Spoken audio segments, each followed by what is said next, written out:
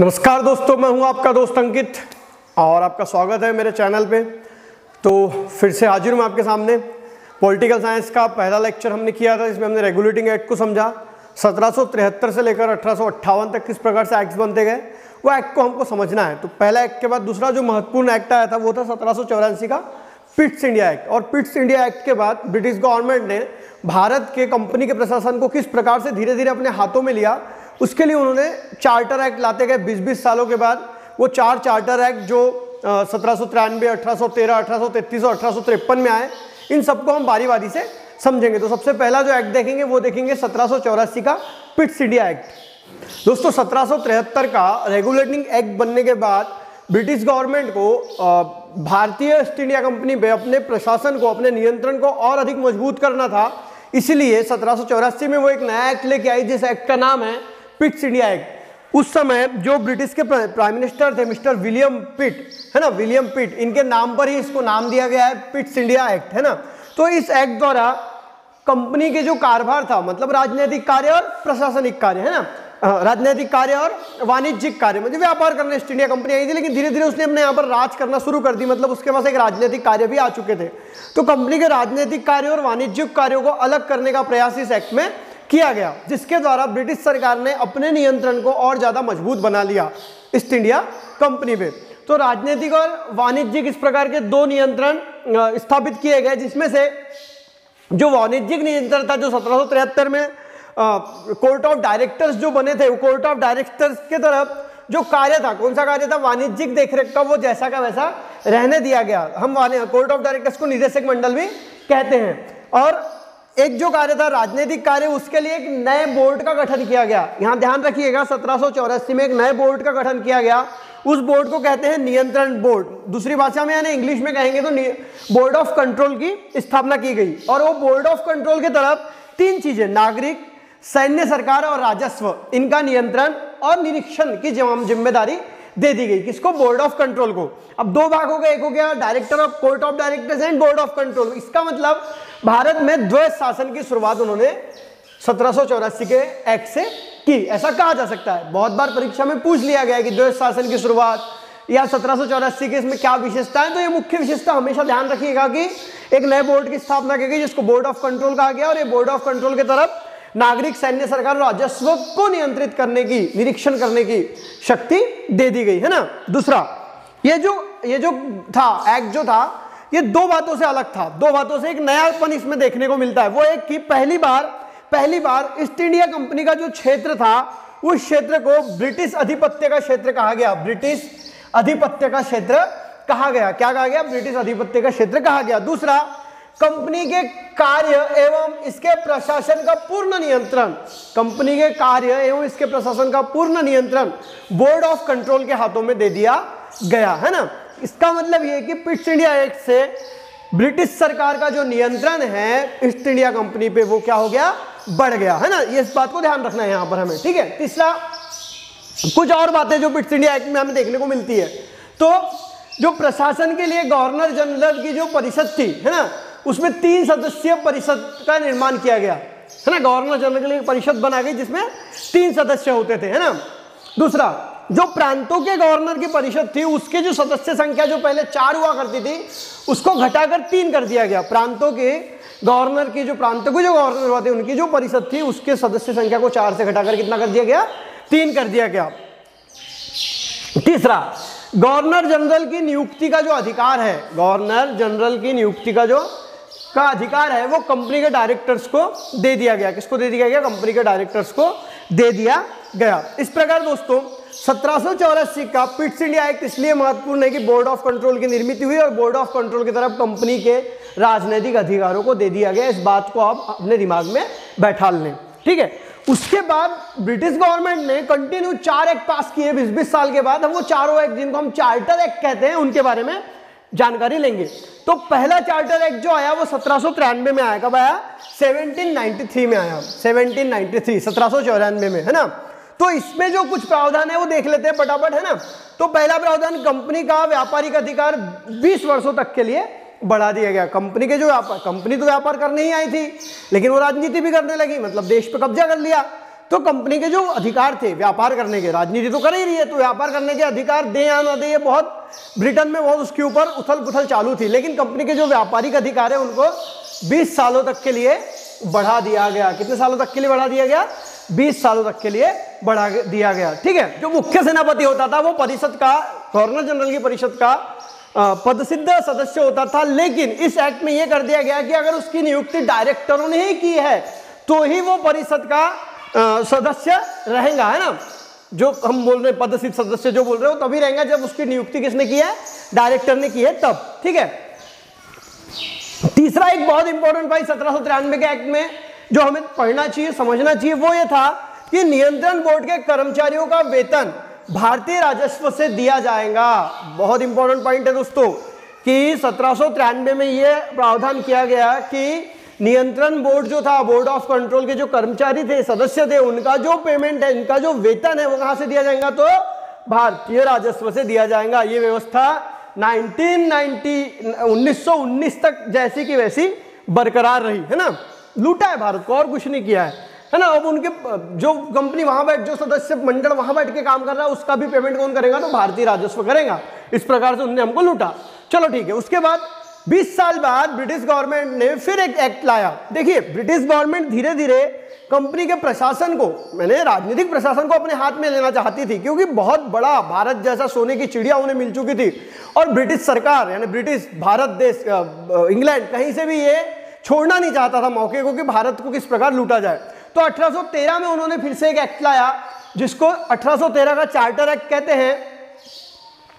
दोस्तों, जो व्यापार का अधिकार ब्रिटिश गवर्नमेंट ने कंपनी को 20 सालों के लिए दिया था, उस व्यापार के अधिकार को यहां पर समाप्त कर दिया गया। ये बात पॉइंट कीजिएगा, यहां पर व्यापार का जो एकाधिकार था वो समाप्त कर दिया गया, इसके भी कर दिया गया। लेकिन चीन के साथ व्यापार करने के जो उनके अधिकार थे, है ना, चीन के साथ व्यापार करने का जो अधिकार था, चीन के साथ व्यापार करने का जो अधिकार था, चाय का व्यापार, वो 20 वर्षों तक के लिए और बढ़ा दिया गया। मतलब भारत के साथ जो व्यापार करने का एकाधिकार था ईस्ट इंडिया कंपनी को, उसको समाप्त कर दिया गया।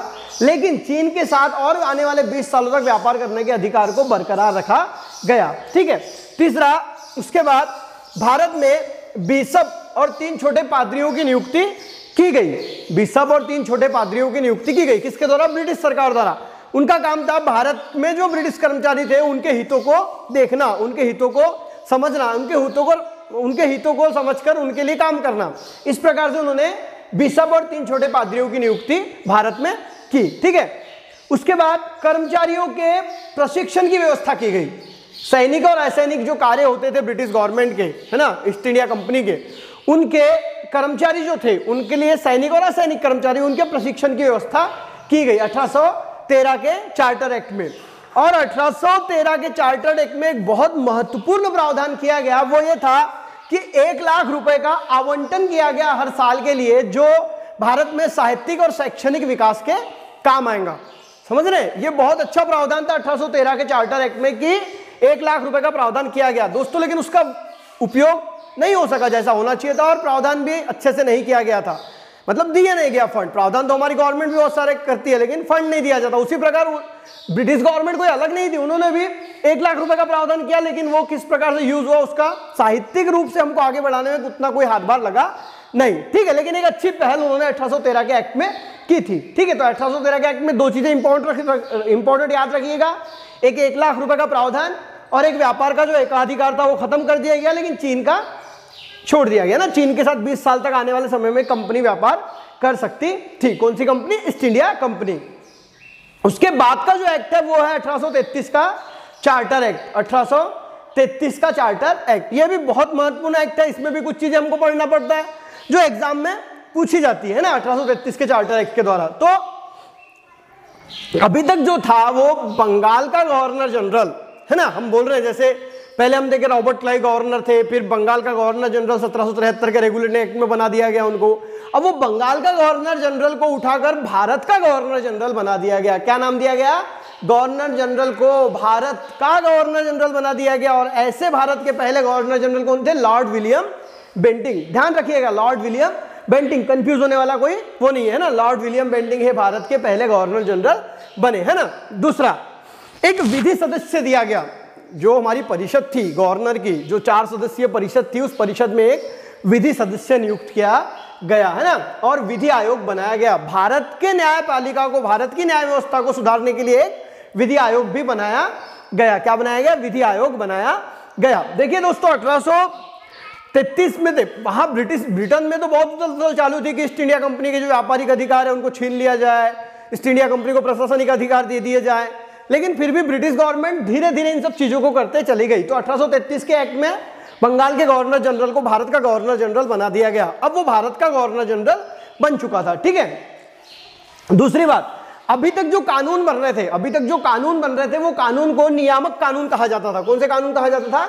नियामक कानून कहा जाता था, जो अलग अलग प्रांतों के गवर्नर, मतलब मुंबई का, मद्रास के गवर्नर, आगरा के गवर्नर, ये सब गवर्नर जो थे, ये गवर्नर जो कानून बनाते थे उनको नियामक कानून बोला जाता था। लेकिन अब बंगाल के गवर्नर जनरल को भारत का गवर्नर जनरल जब बना दिया गया, तो वो जो कानून बनाएगा वो कानून सारे प्रांतों के लिए होंगे, ना कि सिर्फ बंगाल के लिए होंगे, है ना। मैं क्या कहना चाह रहा हूं, समझने की कोशिश कीजिए कि अब जो कानून बनाने का अधिकार ब्रिटिश ट्रस्ट ने जो भारत के गवर्नर जनरल को दिया था, उसके लिए एक परिषद बनाई थी, एक विधि सदस्य बनाया था।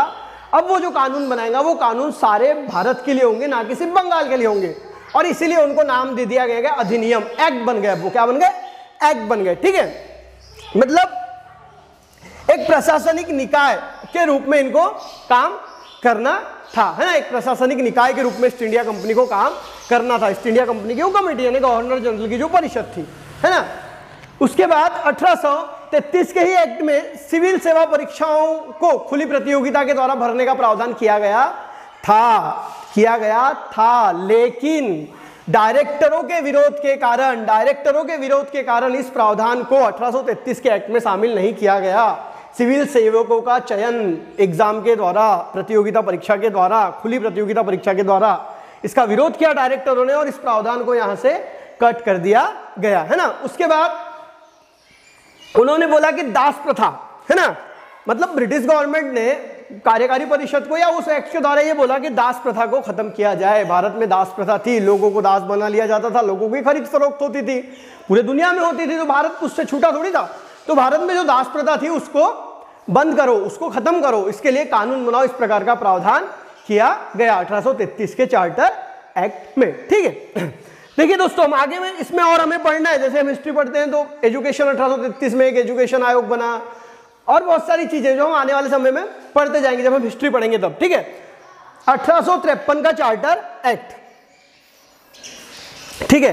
तो 1853 का जो चार्टर एक्ट है वो एक्ट इसलिए महत्वपूर्ण है क्योंकि अभी तक जो गवर्नर जनरल की जो परिषद थी वो 2 काम कर रही थी, एक तो विधायी काम भी कर रही थी और एक प्रशासनिक काम। मतलब क्या कि जो कार्यपालिका के काम है, मतलब जो वर्ग नियम बनाना और नियम को लागू करना है, दोनों काम कौन कर रहा था? वो गवर्नर जनरल की परिषद कर रही थी। लेकिन अब उन्होंने उसको चेंज किया और विधायी और प्रशासनिक कार्यों को क्या कर दिया? अलग अलग कर दिया। विधायी और प्रशासनिक कार्यों को अलग अलग कर दिया। विधायी मतलब लेजिस्लेचर बोलते हैं हम लोग, है ना। विधान परिषद की निर्मित की गई कब? 1853 के एक्ट में पहली बार ब्रिटिश गवर्नमेंट ने ब्रिटिश शासन जिस प्रकार से चल रहा था, ब्रिटिश शासन मतलब कैसा? जैसे संसद में बैठते हैं, सवाल जवाब होते हैं, प्रश्न पूछे जाते हैं, जैसे हमारे संसद में अभी होता है। लेकिन हमारे संसद में अभी सिर्फ चिल्लाते नेता लोग, है ना। लेकिन उस समय वो जो ब्रिटिशर जो कर रहे थे वो विधायी शासन की व्यवस्था 1853 के एक्ट द्वारा भारत में की गई। और जो गवर्नर जनरल की जो परिषद थी उसमें 6 नए सदस्य जोड़ दिए गए। कितने नए सदस्य जोड़ दिए गए? 6 नए सदस्य जोड़ दिए गए। कितने नए सदस्य जोड़ दिए गए?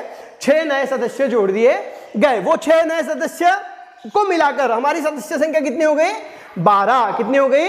12 सदस्य हो गए, जिसमें वो 6 सदस्य कौन कौन से थे मित्रों? एक थे गवर्नर जनरल, है ना, और एक चीफ कमांडर और 4 उनके कार्यकारी के सदस्य। ऐसे वो 6 सदस्य थे, है ना, कुल मिला के। और 6 नए जोड़ दिए गए, उसमें बंबई, मद्रास, बंगाल और आगरा, ये 4 प्रांतों से एक एक प्रतिनिधि लिए गए। मतलब क्या? तो 1853 से क्षेत्रीय प्रतिनिधित्व, कौनता प्रतिनिधित्व? क्षेत्रीय प्रतिनिधित्व। कौनता प्रतिनिधित्व? क्षेत्रीय प्रतिनिधित्व की शुरुआत की गई। क्षेत्रीय प्रतिनिधित्व कहने का मतलब ये कि जो 4 प्रांत थे अलग, कौन कौन से? बंबई, मद्रास, बंगाल और आगरा के, वो 4 सदस्य यहां से लिए गए। और 2 सदस्य कौन थे? और 2 सदस्य थे, एक थे बंगाल के मुख्य न्यायाधीश और दूसरा कलकत्ता सुप्रीम कोर्ट के मुख्य न्यायाधीश। कलकत्ता सुप्रीम कोर्ट कितने न्यायाधीश थे? 4 न्यायाधीश थे, है ना।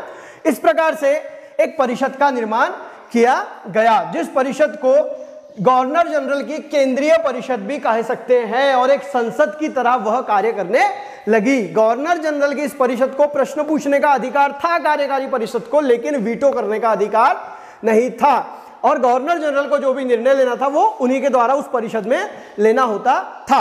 दोस्तों 1853 के पहले जो भी हमने चार्टर एक्ट देखे उसमें हमेशा ये बात कही गई कि भारत का जो शासन है ईस्ट इंडिया कंपनी के पास वो अगले 20 सालों के लिए बढ़ा दिया जा रहा है, अगले 20 सालों तक है, मतलब ब्रिटिश गवर्नमेंट के अधीन रह के है। लेकिन इस एक्ट में ये कहा गया कि ये जो ट्रस्ट एक एज ए ट्रस्ट जो ईस्ट इंडिया कंपनी काम कर रही है ब्रिटिश शासन को संभालने के लिए, ब्रिटिश के साम्राज्य को संभालने के लिए। अभी देखा हमने कि पहली बार ये कहा गया कि ब्रिटिश साम्राज्य 1784 के एक्ट में, तो उसके बाद से जितने एक्ट बने उसमें यही बताया गया कि ये ब्रिटिश साम्राज्य है और ईस्ट इंडिया कंपनी एज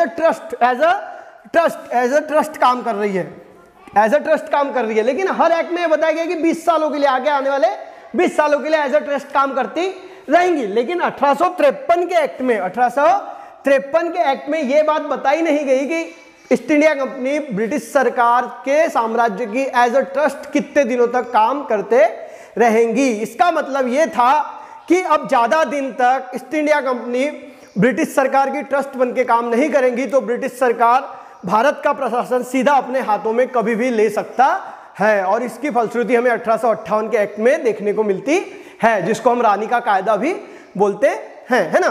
तो इस प्रकार से ये 4 एक्ट बहुत इंपॉर्टेंट है। इन 4 एक्ट को आपको अच्छे से समझना है, जिसमें बहुत छोटी छोटी चीजें 2-2, 3-3 पॉइंट जो आपको अपने दिमाग में बैठा लेना है। जैसे 1784 बोर्ड ऑफ कंट्रोल अच्छे से ध्यान रख लेना है ना।